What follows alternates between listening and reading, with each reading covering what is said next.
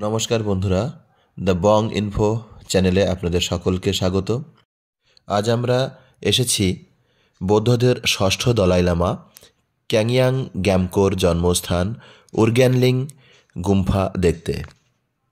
প্রথমেই বলে রাখি, বৌদ্ধ ধর্মাবলম্বী মানুষেরা কিন্তু পুনর্জন্মে কঠোরভাবে বিশ্বাস করে এবং বৌদ্ধ ধর্মের ধর্মগুরুদের বলা হয় দলাই লামা। বৌদ্ধদের পরবর্তী ধর্মগুরু কে হবেন সেটা একদম শুরু থেকেই নির্ধারণ করে থাকেন তিব্বতের শাসকেরা। পঞ্চম দলাই লামার মৃত্যুর পর তার মৃত্যুর খবর গোপন রাখা হয় পরবর্তী দলাই লামা খুঁজে বের করার জন্য। অনেক খোঁজাখুঁজির পর বৌদ্ধ ধর্মের সাধুসন্তরা জানতে পারেন তাদের পরবর্তী দলাই লামা জন্মগ্রহণ করেছেন অরুণাচল প্রদেশের তাওয়াং শহরের এমন একটা গ্রামে, যে গ্রামের নামের শেষ শব্দটি হবে লিং, LING, লিং। তাওয়াং শহরের পাশে 3টি জায়গা এরকম ছিল যাদের নাম উর্গ্যানলিং, সাঙ্গেলিং এবং সোর্গেলিং। সেই হিসেবে উর্গ্যানলিং গুম্ফা থেকে ষষ্ঠ দলাই লামাকে মাত্র 13 বা 14 বছর বয়সে তার মায়ের কাছ থেকে নিয়ে যাওয়া হয়। যাওয়ার সময় ষষ্ঠ দলাই লামা তার হাঁটার লাঠিটি এখানে রোপণ করেন, এই উর্গ্যানলিং গুম্ফাতে রোপণ করেন এবং তিনি কথা দেন যে এই লাঠি থেকে যেদিন 3টি সমান সাইজের গাছ তৈরি হবে সেদিন তিনি এই গুম্ফাতে ফিরে আসবেন।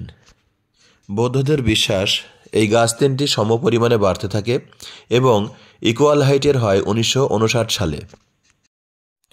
এরপর তিব্বত ও চীনের সাথে ঝামেলা শুরু হলে বর্তমান দলাই লামা তাওয়াং শহরে আশ্রয় নেন এবং বিশেষ করে এই গুম্ফাতে তিনি আশ্রিত হন। এই গুম্ফাতে বর্তমান দলাই লামার একটি ছবি রয়েছে। এছাড়া ষষ্ঠ দলাই লামার একটি ছবি এবং মূর্তি রয়েছে।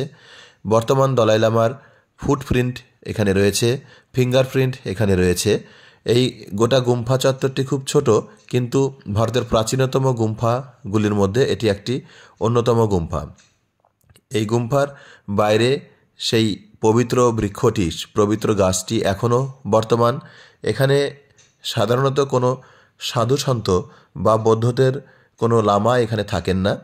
স্থানীয় কিছু মনপা আদিবাসী পুরুষ এবং মহিলা এই গুম্ফাটির দেখভাল করেন। ষষ্ঠ দলাই লামা ভীষণ বুদ্ধিমান এবং দূরদৃষ্টিসম্পন্ন মানুষ ছিলেন। মাত্র 13-14 বছর বয়সেই তিনি একাধিক কবিতা এবং গান লেখেন। তার লেখা বিভিন্ন গান এবং কবিতাগুলো চীন, নেপাল এবং ভারতে বসবাসকারী তিব্বতীয়দের মধ্যে এখনও জনপ্রিয়তার শীর্ষে অবস্থান করছে। অন্যান্য দলাই লামাদের মতো ষষ্ঠ দলাই লামা কিন্তু কুসংস্কার বা রক্ষণশীলতায় বিশ্বাসী ছিলেন না, বরং তিনি দূরদৃষ্টিসম্পন্ন, উদার এবং মহানুভব মনের অধিকারী ছিলেন। তিনি বিভিন্ন রক্ষণশীল নিয়ম ভাঙতে বদ্ধপরিকর ছিলেন এবং তিনি নিজেও বৌদ্ধদের একাধিক রক্ষণশীলতার বিরুদ্ধে লড়াই করে গেছেন।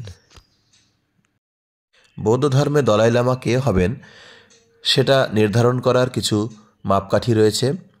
প্রথম মাপকাঠি হলো সেই দলাই লামাকে অবশ্যই মনপা জাতিভুক্ত হতে হবে।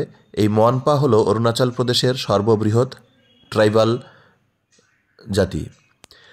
দ্বিতীয়ত হচ্ছে এই দলাই লামা নির্ধারণ করবেন তিব্বতে বসবাসকারী শাসকেরা, অর্থাৎ তিব্বত ঠিক করে দেবে বৌদ্ধ ধর্মের দলাই লামা, পরবর্তী দলাই লামা কে হবেন। এবং এই দলাই লামা নির্ধারণের ক্ষেত্রে পুনর্জন্মের পন্থা সেই প্রাচীনকাল থেকে অনুসরণ করা হয়ে আসছে।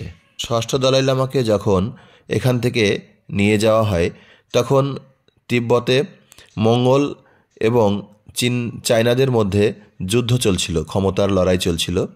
সন্দেহ করা হয় মঙ্গল সৈন্যরা ষষ্ঠ দলাই লামাকে অপহরণ করে এবং 1707 খ্রিস্টাব্দে, আনুমানিক 1707 খ্রিস্টাব্দে তাকে হত্যা করা হয়। বন্ধুরা, ভিডিওটি ভালো লাগলে আপনাদের কাছ থেকে একটি লাইক, শেয়ার এবং সাবস্ক্রাইব অবশ্যই প্রত্যাশা করি। আমাদের অরুণাচল ট্যুরের পরবর্তী ভিডিও নিয়ে খুব শীঘ্রই হাজির হব। সঙ্গে থাকুন।